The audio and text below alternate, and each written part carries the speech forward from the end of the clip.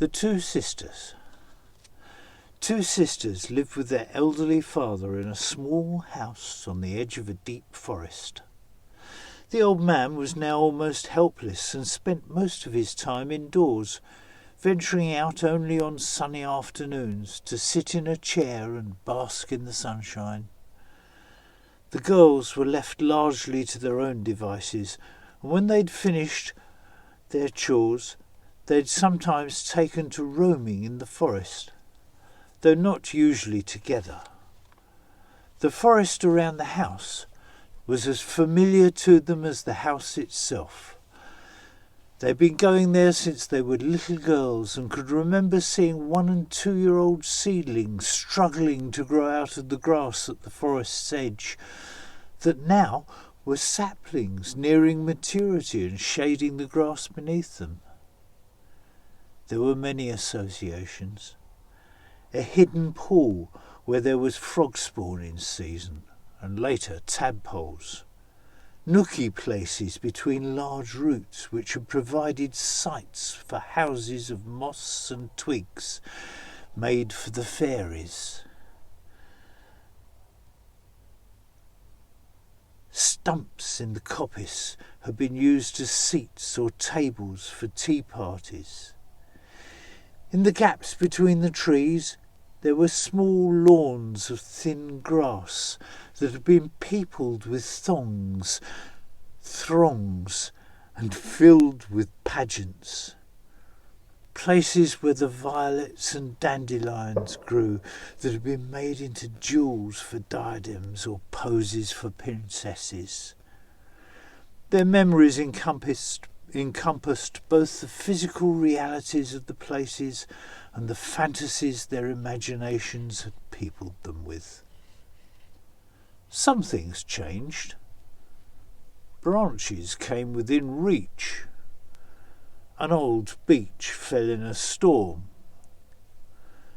The coppice was cut on a regular cycle, but the changes happened with an inevitability that only added to the security of the familiar. There were also deep, unknown parts of the forest. The same sorts of tree grew, but in unknown groves, where one might hear strange voices or distant laughter. Animals came crashing through the undergrowth, veering off when they sensed humans, more scared than scary, but still worth treating with caution. And undisturbed, birds sang their hearts out to the silence, celebrating the untamed wilderness. More often than not, they visited these places alone. Here, without responsibility for another to distract from danger, they discovered ability and confidence. Roaming revealed natural phenomena. Some part of the forest, some covered by it. Great stands of trees, hundreds of years old, showed where some ancient ancestor had dropped seed to form a grim, unappeasable army. Half seen between their branches, flocks of brightly coloured birds flew, fed and nested. Waterfalls, foaming, crashed endlessly over cliffs and into pools, to the mindless babble of small brooks making their way down slopes and hillsides. The sights and sounds were many and continued endlessly, even though they were only witnessed erratically. One day, before they had left for the forest, the old man came out of the house to sit in the sun and asked the girls to stay with him. "I'm old, and one day soon I must die. It's the natural way of things. You go off into the forest from time to time while I stay around the house all the time now. I'd like you to stay and tell me what you find there for once." The girls talked of what they found in the forest, and the old man listened carefully to their tales. Much of what they told him he remembered from his youth, though some he had forgotten. Some was new to him.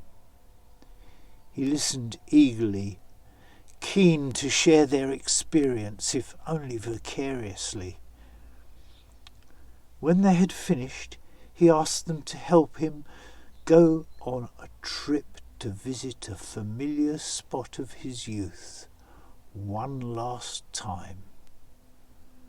At first, the sisters thought they were going to go to the forest to find something new to them there, but they soon found themselves walking in a different direction. They were surprised when they came upon a steep slope and a drop to a hidden valley. Standing on its edge, they looked down towards the valley floor. "Can you see the house and the orchard?" asked the old man. "Is there smoke from the chimney? Is there fruit on the trees? My eyes are not what they used to be." Both girls could clearly see the trees that grew on the valley floor, but it was more difficult to spot the individual features. The house was half hidden by trees, and only obvious because the smoke rising from its chimney. The shining amber fruit were half hidden between the leaves of the trees. "There and there," they said, pointing them out to each other. "Their taste is wonderful," said the old man.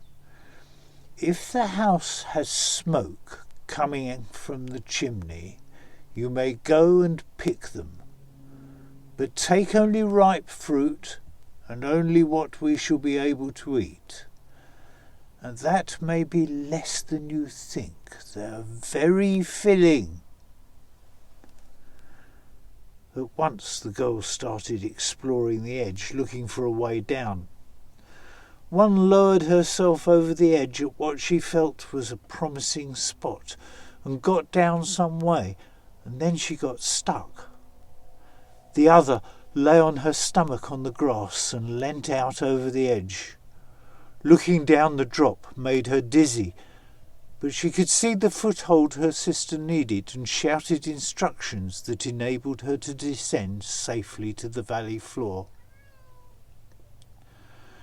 Once she had made the steep and dangerous descent, from below the way was easier to see, and the girl on the valley floor was able to guide her sister to an easier route.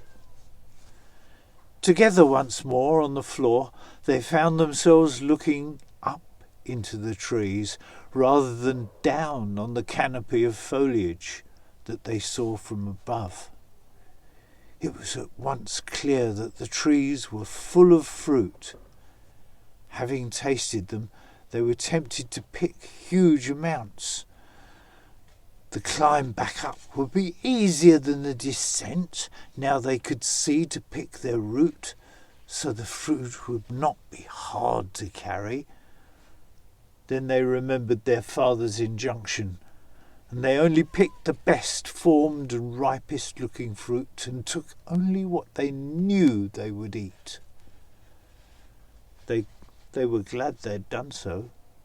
The climb back up was more difficult than they thought, and physically wearing. At times it seemed they were hauling great weights up the hill that must surely pull them back down. But they gave encouragement to each other, and they knew their father was at the top, waiting for them.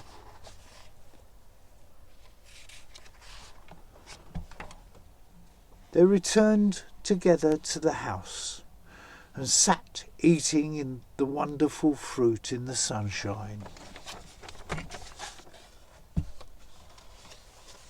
Each fruit was subtly different in shape and colour from the rest. And when they bit into them, they discovered that each had its own taste. And though some were better than others, they were all good. The tastes reminded them of places they knew in the forest, a thicket of hazel where the finest sweet cobs grew, and there was the scent of bruised moss underfoot. A stand of dark pine trees where yellow chanterelle grew through the thick soft carpet of needles at the base of the trees.